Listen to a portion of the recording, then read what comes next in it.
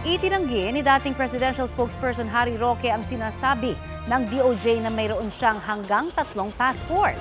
Nauna nang sinabi ng DOJ na pinakakansela na nito ang mga pasaporte ni Roque na nahaharap sa kasong qualified human trafficking. Yan ang balitang hatid ni Salima Refran.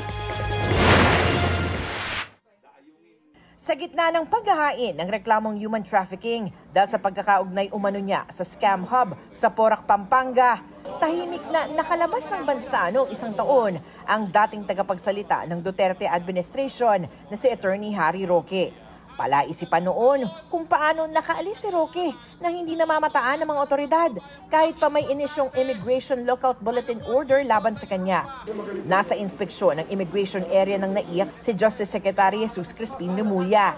Anya, nag-backdoor exit si Roque nang nakalis ito ng bansa. Sa tawi-tawi dumaan yan. Tapos sir, saan siya nagpunta? Malamang nagbangka o nag-speedboat papuntang Malaysia via Sipadan and Sabah. Nakumpirma na lamang ang lokasyon ni Roque nang maghain na ng counter-affidavit sa Konsulado ng Pilipinas sa Abu Dhabi, United Arab Emirates noong 1 taon. Sunod na siyang namataan nang maaresto na si dating Pangulong Rodrigo Duterte sa The Hague, sa the Netherlands, kung saan meron siyang asylum application ngayon.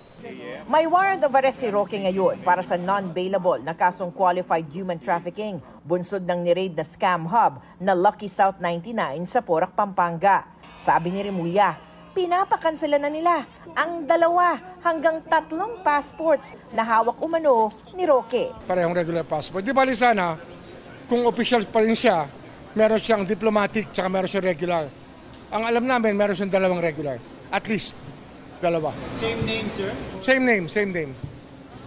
Very similar. Or maybe a difference in baka middle initial o kaya second name niya, hindi natin alam. Papahalukay namin yan. Kasi hindi dapat ginagawa yan. Sa isang pahayag, tinawag naman ni Roque na fake news ang sinasabi ng Administrasyong Marcos na meron siyang multiple passports. May isa raw siyang ginagamit na regular passport dahil puno na ang nauna niyang pasaporte. Kanselado na raw ito habang ang kanyang kasalukuyang passport hawak na ng Dutch authorities bilang bahagi ng kanyang asylum process. Hindi na rin daw niya ginagamit ang kanyang diplomatic passport dahil matagal na raw siyang wala sa gobyerno. Salima Refran, nagbabalita para sa GMA Integrated News.